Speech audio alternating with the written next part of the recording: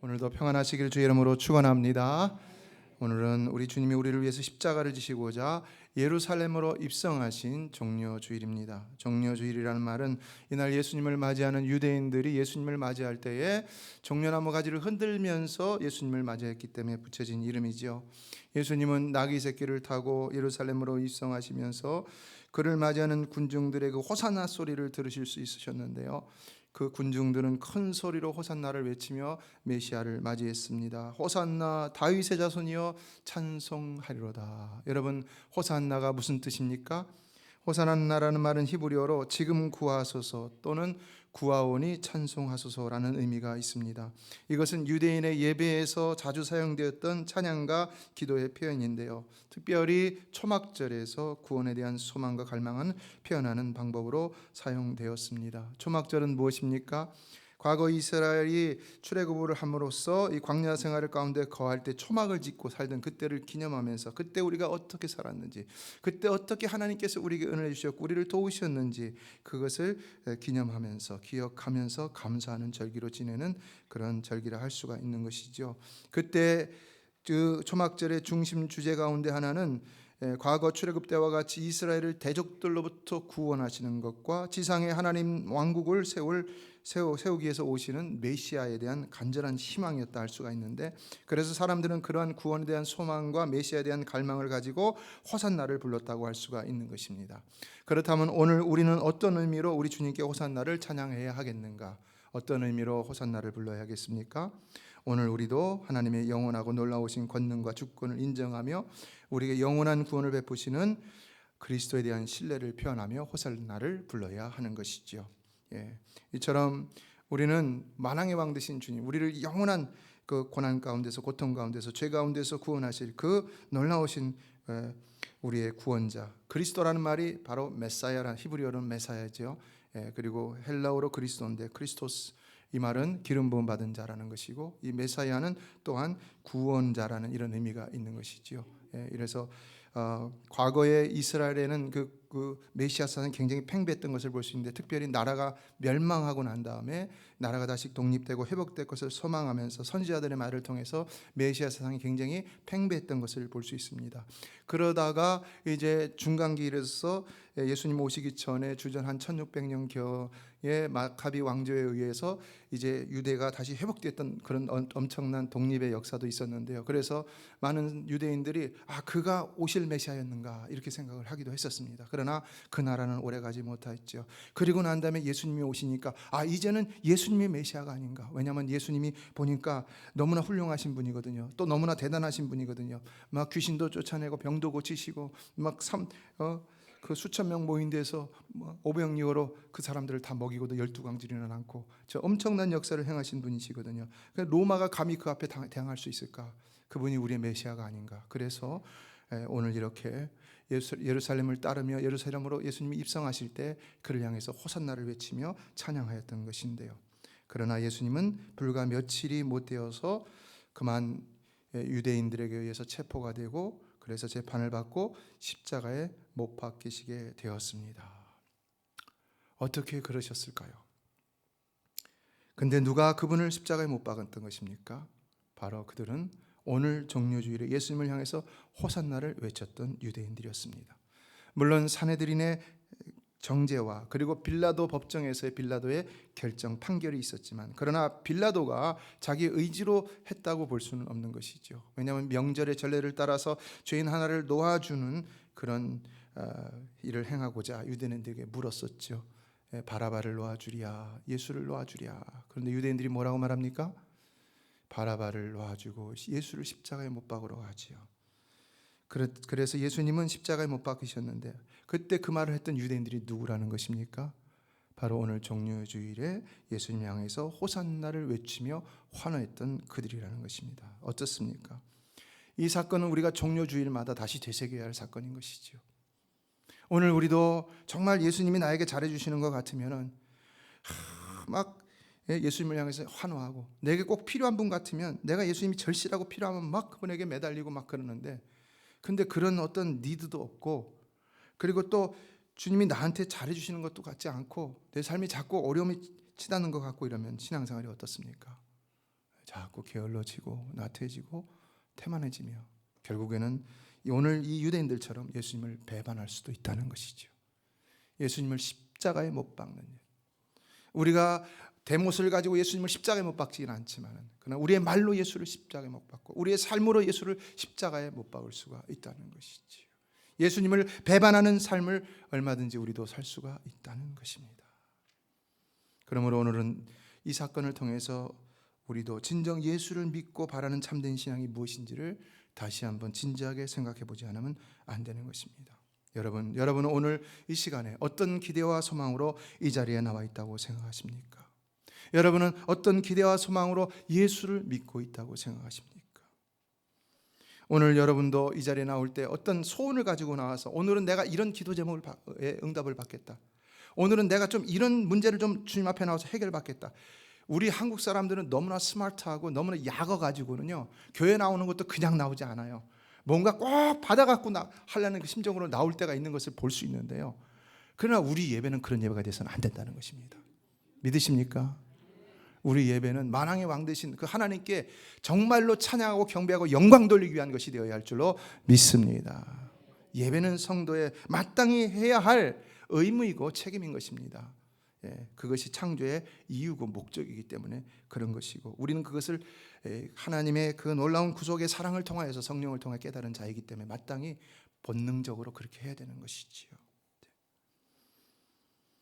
2000년 전 그러나 이 땅에 오신 예수님을 환영하는 유대인들은 그런 것이 아니었습니다. 오직 로마로부터 자신들을 구원해 줄 정치적인 메시아로 예수를 기대하며 환호했던 것인데요. 그러나 그랬기 때문에 그들은 예수를 배반했다는 것입니다. 그렇기 때문에 오늘 우리도 그러므로 우리의 현실적인 문제만을 위해서 예수를 믿는다면 내 질병이 나음을 얻고 내 경제적인 문제가 해결함을 받고 내 어떤 관계, 어떤 소셜 목적으로 이런 것으로 예수를 믿는다면 반드시 그분을 배반하게 되어 있다는 것입니다.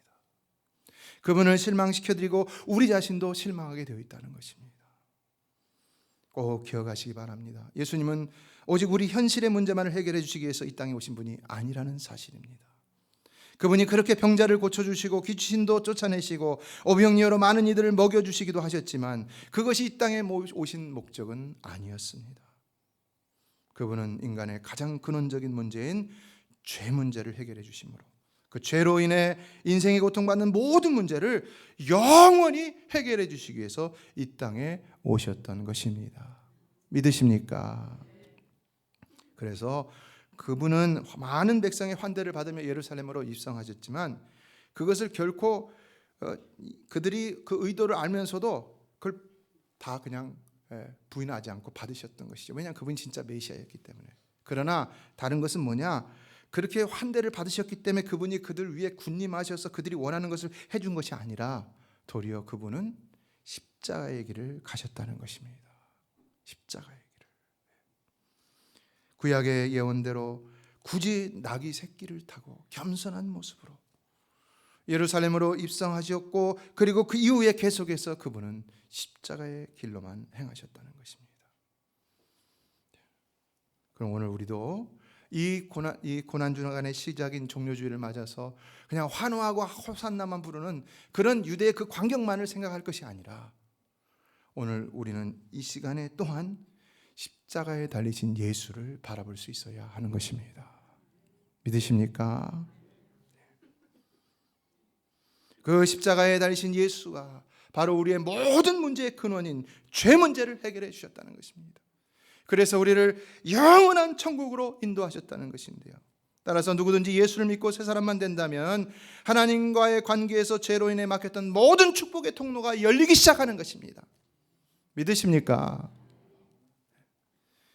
회복된 축복의 통로라도 우리의 죄로 다시 막힐 수 있습니다. 그럼에도 우리가 예수 그 보혈을 의지하여 다시금 하나님 앞에 기도하고 그분께 간구한다면 그 막혀진 문도 또다시 열리게 되는 것입니다.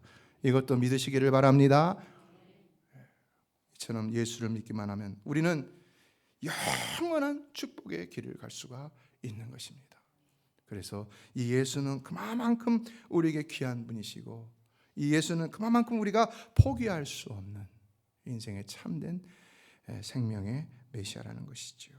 그래서 우리는 이러한 예수께 오늘 정말로 또다시 감사하고 또 감사하고 영광 돌리고 영광 돌리는 이 종려주일이 되어야 하는 것입니다.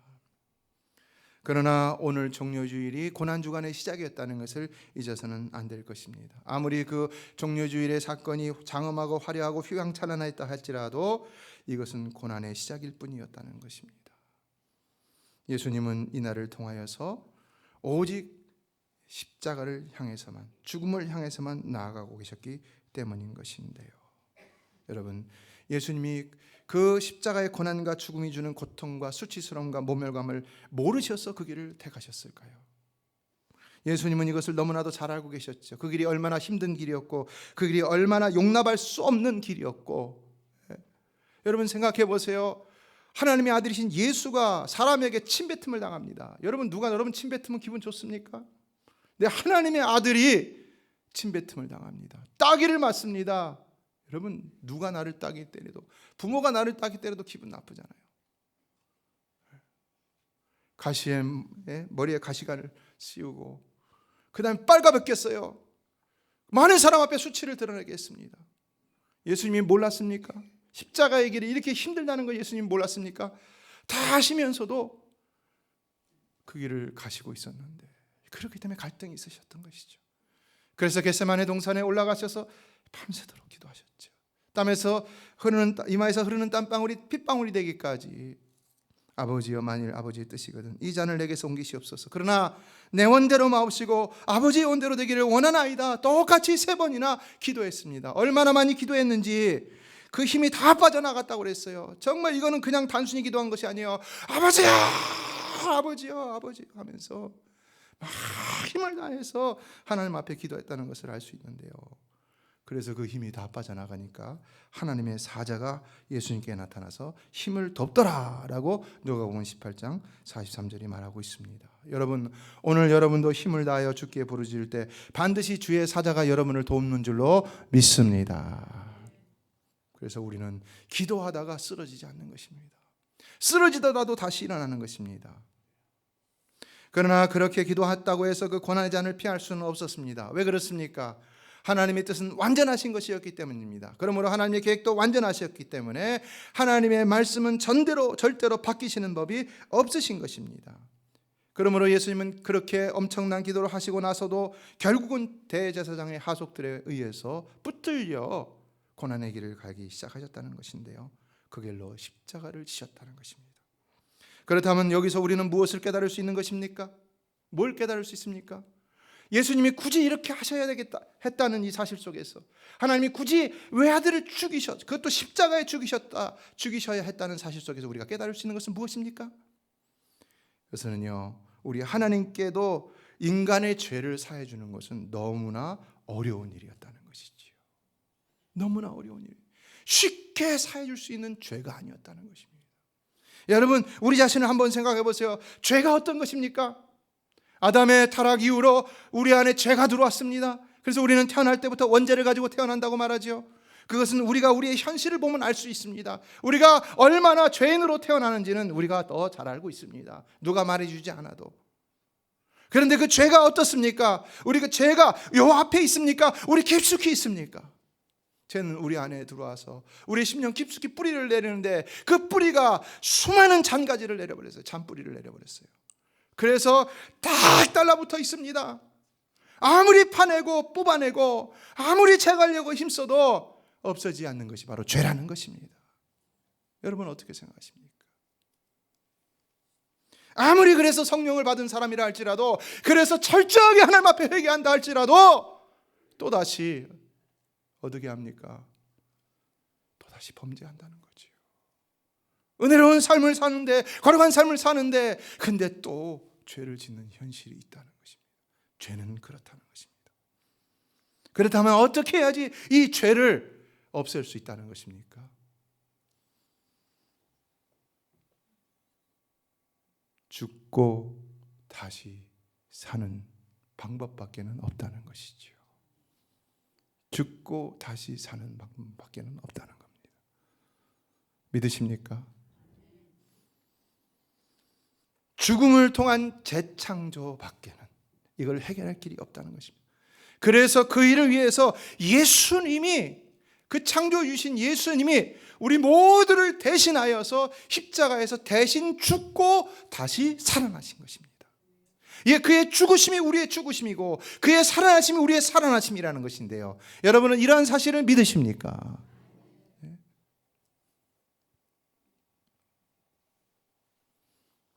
예수님이 둘째 아담이 되셔서 우리를 대신하여, 우리를 대표하여 십자가에서 죽으심으로 우리의 모든 죄를 도말하여 주신 것이고, 그리고 다시 살아나심으로 이제는 다시 회복된 자들로서 우리를 재창조하셨던 것입니다. 그렇다면 이제 우리는 어떤 삶을 살아야 된다는 것입니까? 그러나 우리의 현실은 그럼에도 불구하고 여전히 우리 안에 죄 문제를 해결하지 못한 연약한 모습이 있는데요, 누구도 이거는 인정하지 않을 수 없는 것이죠. 그렇다면 어떻게 살아야 되겠습니까? 그런데 예수님은 모든 것을 다 아시기 때문에 우리에게 미리 말씀하셨습니다. 예, 첫째, 이제는 우리도 십자가의 길을 가야 한다는 것입니다. 십자가의 길을 가야 한다는 것입니다. 오늘 27절을 보면 이렇게 말씀하고 있습니다. 같이 읽어보겠습니다. 시작. 누구든지 자기 십자가를 지고 나를 따르지 않는 자도 능히 내 제자가 되지 못하리라. 누구든지 자기 십자가를 지고 나를 따르지 않는 자도 능히 내 제자가 되지 못하리라. 그러니까 이제는 우리도 십자가를 져야 된다는 것입니다. 예수님이 십자가를 지셨기 때문에 더 이상 나는 십자가를 지지 않아도 된다, 이게 아니라 예수님이 십자가를 지셨기 때문에 나도 십자가를 져야 한다는 것입니다. 내가 십자가를 너희를 위해 지었기 때문에 너희도 마땅히 너희 십자가를 지어야 한다는 것이 예수님의 가르침이라는 것입니다. 뭘 얘기하는 것입니까? 우리도 죽어야 된다는 겁니다. 예수님만 죽어야 할 것이 아니라 우리도 죽어야 된다는 것입니다. 우리도 예수님처럼 죽고 다시 사는 역사가 일어나지 아니하면 안 된다는 겁니다. 우리의 옛사람이 죽고 다시 새 사람이 되는 역사가 일어나지 아니하면 안 된다는 것입니다. 그래서 우리는 십자가 길을 가야 한다는 것인데요, 우리가 우리의 구원을 위해서 해야 할 일은 없지만, 그러나 이제는 구원을 받았기 때문에 해야 할 일이 있는데, 바로 그 길이 십자가의 길이라는 것입니다. 십자가에 가는 일이라는 것입니다. 길을 가는 일이라는 것입니다. 이처럼 이제 우리를 위해 죽으시고 부활하신 예수를 믿고 따르고자 한다면 반드시 희생이 필요하다는 것인데요, 그래서 예수님은 누가복음 9장 23절에서도 말씀하셨죠. 아무든지 나를 따라오려거든 자기를 부인하고 날마다 제 십자가를 지고 나를 따를 것이니라. 이것은 우리가 항상 잊어서는 안 되는 말씀입니다.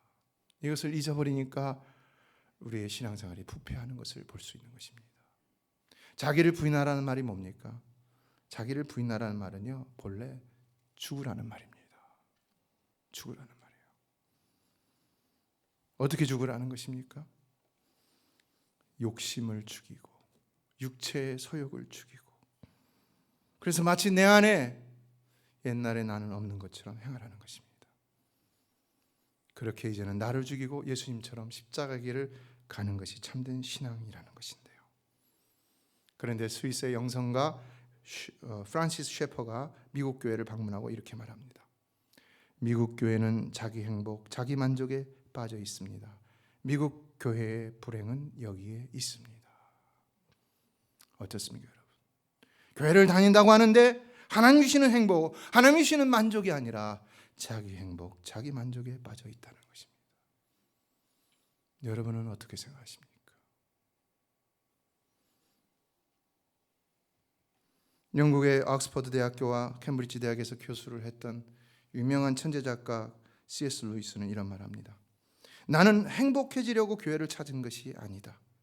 그런 행복은 와인 한 병으로 얻을 수 있다. 동의하십니까? 여러분은 신앙생활하면서 어떤 행복을 찾고 있습니까? 교회 안에 나와서도 세상이 주는 행복을 찾고 있습니까? 그래서는 안 된다는 거지요. 우리는 오직 주님이 주시는 참된 행복을 찾는 자들이 되어야 한다는 것입니다. 그래서 십자가의 길을 가야 한다는 겁니다. 십자가의 길은 무엇입니까? 그것은 십자가의 모습이 가르쳐 주듯이 먼저는 하나님을 사랑하는 것이고 그 다음은 이웃을 사랑하는 것입니다. 마음과 뜻과 정성을 다하여 생명을 다하여 하나님을 사랑하는 것이고, 그리고 우리 이웃을 내 자신과 같이 사랑하는 것입니다. 십자가를 보세요. 위로 하나님과의 관계가 있고요, 옆으로 이웃과의 관계가 있습니다. 이와 같이 하나님을 사랑하고 이웃을 사랑하는 것은 예수님의 말씀대로 하면 선지자의 강령이라고 그랬어요. 모든 구약을 한마디로 요약한다면 하나님을 사랑하고 이웃을 사랑하는 것입니다. 성경을 요약한다면 하나님을 사랑하고 이웃을 사랑하라는 것입니다. 그것에서 십계명이 나온 것이죠. 그거 십계명에서 여러 가지 주의 율법들이 나오고 그리고 말씀들이 나온 것입니다. 십자가의 길은 곧 말씀의 길이라는 것을 얘기해 주고 있는 것입니다. 그러나 그걸 십자가의 길이라고 표현한 것은 우리는 오직 십자가를 통해서만이 하나님의 말씀을 온전히 성취할 수가 있다는 겁니다. 십자가를 통해서만이 온전히 율법을 이룰 수가 있다는 것입니다. 예수님이 그러셨던 것처럼 우리도 오직 십자가로만이 율법을 완성할 수 있다는 겁니다. 예수님도 십자가가 아니었으면 율법을 완성하실 수 없으셨지요. 몰라요, 그분이 어떻게 하셨을지는. 오늘 우리도 십자가가 아니고서는 내가 하나님의 말씀에 온전히 순종하는 일을 할 수가 없음을 알아야 한다는 것입니다. 내가 사명 감당하는 일도 온전히 할 수 없음을 알아야 된다는 것입니다. 찬양대를 하고 여러 가지 직분들을 감당할 때, 오늘 주일날 나오는 것도 보면 1부 예배는 많이 나왔는데 2부 예배는 좀 자리가 빈 자리가, 1부 예배가 많이 나오면 또 2부 예배가 좀 비고, 또 1부 예배가 조금 나오면 2부 예배가 꽉 차고 뭐 이런 것도 있는데요. 우리는 무엇이 먼저인지, 주일을 할 때에는 언제나 십자가가 따르게 되어 있는 것입니다. 십자가. 그러나 그러할 때 우리는 세상이 줄 수 없는 더 놀랍고도 고귀한 행복과 가치를 찾아 누릴 수 있게 된다는 것이죠. 언젠가 테레사 수녀가 미국을 방문해서 간증을 했을 때 어떤 여자분이 찾아와서 그런 말을 했다고 합니다. 저는 지금 자살을 결심하고 있습니다. 도저히 더 이상은 살아갈 수가 없습니다. 도대체 무슨 사연이 있었던 것일까요? 근데 테레사 수녀는 그때 아무런 이유를 묻지 않았다고 합니다. 그리고는 이렇게 권면했다는 겁니다. 그러나 자매여, 자살하기 전에 내가 자매에게 한 가지만 요청하고 싶습니다. 그것은 내가 있는 인도의 캘커타에 와서 나와 같이 한 달만 일하고 난 이후에 자살을 하세요. 자살을 하라는 겁니까? 말라는 것입니까? 왜 이런 권면을 했을까요? 우리 짐작하는 바가 있죠. 이 여자분은 그 요청을 받아들였고, 그래서 인도의 캘커타로 가서 테레사 수녀와 한 달간 봉사를 했습니다. 오랜 기아와 질병으로 새까맣게 말라 비틀어져가는 그들을 붙들고, 그 연약한 자들을 붙들고 부지런히 간호하고 치료하기 시작했습니다. 그런데 그렇게 한 달을 지내다 보니까 이제는 살고 싶어졌다는 것입니다. 그때 그가 말했다고 합니다. 내게도 살만한 보람이 있었네요. 여러분 인생의 참된 가치를 어디서 찾으려 합니까? 여러분의 참된 만족을 어디서 찾으려 합니까? 참된 행복을 어디서 찾으려 하고 있습니까? 물질에서요? 명예에서요? 지난주 어느 젊은 부부를 만나서 식사를 하면서 대화를 했는데요, 이분들이 얼마나 감사하는 마음으로 주의 일에 헌신되어 있는지를 새롭게 깨달을 수가 있었습니다. 저도 깜짝 놀랐습니다. 왜냐하면 이분들에게는 주의 일을 하느냐 마느냐에 대한 고민은 전혀 없었고, 단지 어떻게 하면 주께서 나에게 맡겨진 일을 잘할 수 있을까, 이것만 고민하는 모습이 보였기 때문입니다. 놀랍게도 이분들은 이 교회의 10년 후 20년 후를 바라보면서 준비하는 사역을 하고 있었는데요, 벌써부터 이 한세영 목사가 은퇴하고 난 이후에 펼쳐질 메시아의 미래를 걱정하고 염려하면서 준비하고 있었다는 것입니다. 어떻습니까, 여러분?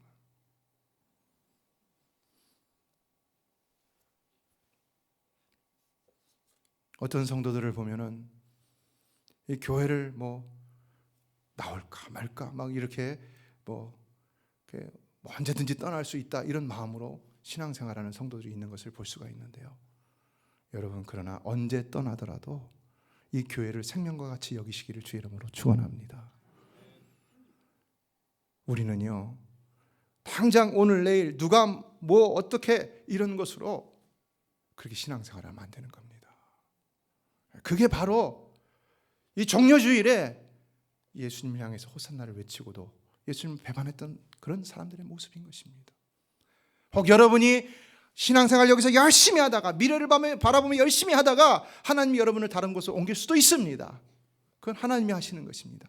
그러나 우리의 자세는요, 여기서 일단 하나님께서 나에게 보내주셨다면 여기에 미래를 걸 수 있어야 되는 것입니다. 믿습니까? 저는 이런 분들이 있기 때문에 우리 교회 분명히 소망이 있다고 믿습니다. 이분들을 보면요, 자신들을 위해서 해야 할 일도 아주 많았습니다. 왜냐하면 그런 포지션에 있는 분들이었고 이미 사회적으로도 성공한 사람들이었기 때문입니다. 그러나 어떻게 하면 내가 주의 일에 더 힘쓸 수 있을까, 이걸 고민하면서 그들의 모든 시간을 쪼개서 헌신하고 있었다는 것인데요, 주일에뿐만 아니라 주말에도 주중에도 그렇게 헌신하고 있는 모습을 볼 수가 있었습니다.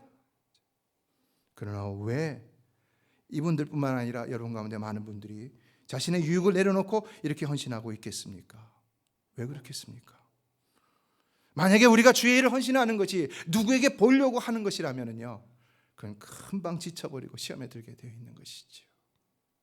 나의 유익을 위한 것이라면요, 그거는 상급이 하나도 없는 것입니다. 그러나 이분들은 정말 중요한 게 무엇인지를 알기 때문에 그런 것이지요. 진정 하나님의 은혜가 무엇인지를 깨달았고, 그러므로 내가 사는 날 동안 할 수 있는 가장 보람된 일이고 가치 있는 일은 무엇인가, 거기 또 내가 이 세상에서 정말 얻어야 할 참된 행복은 무엇인가, 이런 중요한 핵심 가치들을 알았기 때문에, 그걸 깨달았기 때문에 이들은 그렇게 헌신할 수 있는 것이죠. 오늘 여러분은 어디서 보람과 만족과 소망을 찾는 사람들이라고 생각하십니까? 저는 메시아의 모든 성도들이 십자가의 길을 두려워하지 않으므로 늘 세상이 줄 수 없는 참된 보람과 만족과 소망 가운데만 살아가게 되기를 주의 이름으로 축원합니다. 둘째는, 그러므로 우리는 우선순위가 필요하다는 것을 가르쳐주고 있는데요, 26절이 말씀하고 있습니다. 26절을 다 같이 읽겠습니다. 시작. 무릇 내게 오는 자가 자기 부모와 처자와 형제와 자매와 더욱이 자기 목숨까지 미워하지 아니하면 능히 내 제자가 되지 못하고. 무슨 말씀입니까? 예수님이 정말로 우리에게 우리의 부모와 처자와 형제와 자매와 자기 목숨을 미워하라는 것입니까? 여러분의 옆에 남편이나 아내를 미워하라, 주변에 있는 사람들을 미워하라, 그런 말입니까? 그러면 십계명은 어떻게 됩니까? 부모를 공경하라는 것은 어떻게 되는 것이고, 살인하지 말라는 것은 어떻게 됩니까? 또 형제와 우애하라고 그랬는데 그런 말씀들은 어떻게 되는 것입니까? 이 말씀은 그렇다면 어떻게 해석해야 됩니까? 이거는 문자적으로만 해석하면 안 되는 겁니다. 여기 미워하다는 말은요, 셈저어에서 자주 사용하는 과장법적 표현입니다. 함, 셈, 야베드 있잖아요. 그 셈족, 지금 중동 지역에 셈족들이 흩어져 살고 있죠. 이 셈저어에서 자주 사용하는 과장법적인 표현입니다. 그래서 이것은 미워하라는 말이 아니라 오히려 덜 사랑하라라는 것입니다. 덜 사랑하라는 것인데, 누구보다 덜 사랑하라는 것입니까? 부모나 처자나 형제나 자매나 혹은 자기 목숨보다도 덜 사랑하라는 겁니다. 덜 사랑하라는 겁니다. 우리가 예수를 따르고자 한다면 예수를 더 사랑해야 되는 것이지, 우리의 부모나 형제나 자매나 우리의 목숨을 더 사랑해서, 예수보다 더 사랑해서는 안 된다는 겁니다. 맞습니까? 그렇잖아요. 그분은 우리를 위해서 자기의 생명을 내어주셨습니다. 자기의 모든 영광을 포기하고 자기의 모든 안위와 안락함을 다 포기하고 우리를 위해 기꺼이 이 땅에 내려오셔서 자기의 모든 생명과 삶을 바쳐서 우리에게 놀라운 영생의 축복을 허락해 주셨습니다. 그러므로 우리가 그 은혜를 한다면 이제는 우리는 구원을 받기 위해서가 아니라 그런 은혜를 받았기 때문에 해야 할 일이 있다는 것이죠. 그래서 예수님도 우선순위를 마태복음 6장 33절에서 말씀했죠. 그런즉 너희는 먼저 그의 나라와 그의 의를 구하라. 그리하면 이 모든 것을 너에게 더하시리라.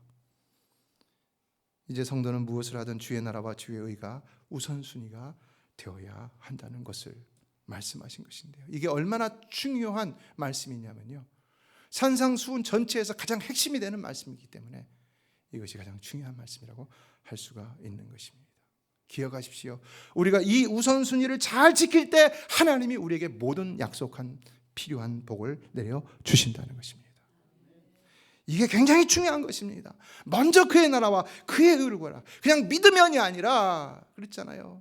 7장에 가서는 결론적으로 그런 말씀하시죠. 주여 주여 하는 자마다 다 하늘나라에 들어가는 것이 아니라 오직 하늘에 계신 내 아버지의 뜻대로 행하는 자가 들어갈 수 있다. 이런 충격적인 말씀합니다.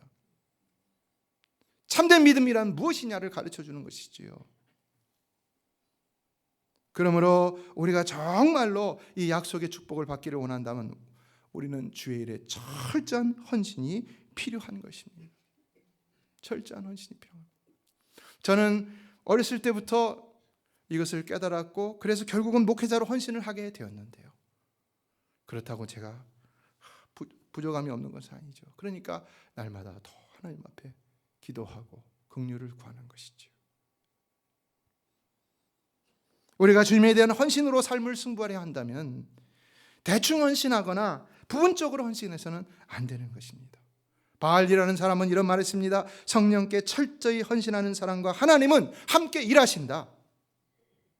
하나님 누구와 일하시느냐? 철저히 헌신하는 사람과 일하신다는 겁니다. 윌리엄이라는 사람은 인간의 힘의 위대성은 인간이 하나님께 바치는 헌신의 정도에 달려있다 그랬어요. 헌신에 내가 얼마만큼 헌신하냐에 따라서 하나님도 우리에게 놀라운 그 정도의 힘을 허락하여 주신다는 것입니다. 구원은 조건이 없지만요, 축복은 다른 것입니다. 약속대로 주시는 것입니다. 믿으십니까?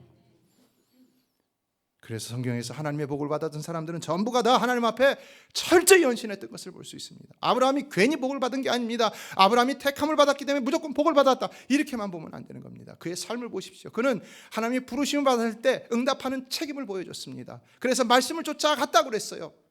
창세기 12장에서. 그 이후로 그가 어떤 삶을 삽니까? 부족하고 연약한 모습은 여전히 보여줬지만 그럼에도 불구하고 하나님이 말씀하시면 말씀하신 대로 행했던 것을 볼 수가 있습니다. 그리고 하나님과 생명을 내건 언약을 하였고, 그리고 그 끝내는 정말로 생명을 드리는 헌신을 하였다는 거지요. 모리아산에서 하나밖에 없는 아들, 100세에 얻은 아들 그 이삭을 하나님이 내놓으라 할 때 그는 아낌없이 내놓았던 것을 볼 수 있습니다. 아내와 상의하지 않았습니다. 아들과 상의하지 않았습니다. 그는 하나님이 내놓으라 할 때 그대로 내놓았습니다. 여러분은 그러실 수 있습니까? 모세가 어떻게 복을 받았습니까? 다윗이 어떻게 복을 받았습니까? 사도 바울이 어떻게 복을 받았습니까? 복은 물질적인 복만이 복이 아닌 것이지요.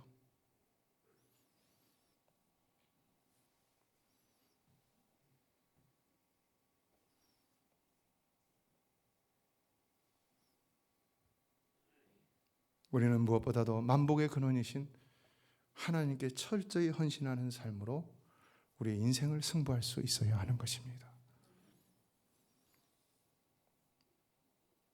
여러분, 인생의 모든 좋은 것의 근원은 오직 하나님이신 줄로 믿습니다. 여러분의 건강도, 여러분의 삶의 축복도, 자녀의 축복도, 모든 것도 다 하나님이 주시는 은총 가운데 있는 줄로 믿습니다. 야고보서 1장 10절에 말합니다. 온갖 좋은 은사와 온전한 선물이 다 위로부터 빛들의 아버지께로부터 내려오나니 그는 변함도 없으시고 회전하는 그림자도 없으시니라. 모든 건 하나님께로부터 오는 것입니다. 그래서 모든 믿지 않는 사람도 하나님의 일반 은총의 영역 안에서 자기들이 열심히 해서 돈을 벌기도 하고 땀 흘려서 벌기도 하고 그러는 겁니다. 그러나 일반 은총의 영역 안에서 그들도 죄를 저지르면 하나님의 심판을 받게 되어 있는 것이고요. 다만 이 땅에서 복을 받다 할지라도 예수를 안 믿으면 구원을 받을 수가 없는 것이지요. 아브라함의 자손 이스마엘의 자손들은 이스마엘의 그 족속들 후손들은 지금 물질적인 복을 받는다고 볼 수가 있지요. 그러나 그들이 구원받은 자들입니까? 그들은 예수 믿지 않는 자들입니다. 구원받지 못한 자들입니다. 결론적으로는 참된 축복을 받은 자들이라고 말할 수는 없다는 것이지요. 그러나 우리는 어떻습니까? 예수 믿는 우리는. 그러므로 여러분은 예수 그리스도 그분의 가치를 더 소중히 여기고, 그래서 그분을 믿는 그 믿음과 삶으로 이 땅이 줄 수 없는 더 행복하고 보람되고 만족된 삶을 찾아서 누리는 복된 성도들이 다 되시기를 주의 이름으로 축원합니다. 말씀을 맺습니다. 예수님께서 가신 고난의 길은 우리에게 놀라운 보람과 행복과 이루 말할 수 없는 엄청난 축복을 가져다준 은총의 길이었습니다. 그러나 우리가 그것을 온전히 누리고자 한다면 우리도 그 길을 마땅히 가야 한다는 것이 오늘 예수님의 가르침이라는 것입니다. 단지 예수를 믿는다고 다 주님이 십자가를 통해 우리에게 열어놓으신 축복의 길을 갈 수는 없다는 사실을 기억하십시오. 이제는 우리도 예수님처럼 자기를 부인하고 자기 십자가를 지고 예수를 따라야만이 진정 예수님이 약속하신 그 모든 보람과 행복과 축복을 온전히 누릴 수가 있다는 것입니다. 그래서 이제 주님이 주신 행복과 축복을 얼마나 누리느냐는 것은 우리의 손에 달려있는 것입니다. 여러분의 손에 달려있는 것입니다. 그렇다면 오늘 여러분은 어떤 삶을 사시겠습니까? 아니, 지금까지 어떤 삶을 살고 있습니까?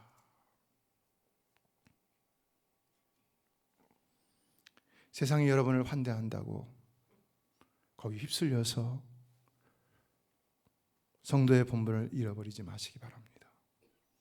예수님은 세상의 환대를 받았어도 자신의 본분을 잃지 않으시고 십자가의 길만을 가셨던 것을 볼 수 있습니다.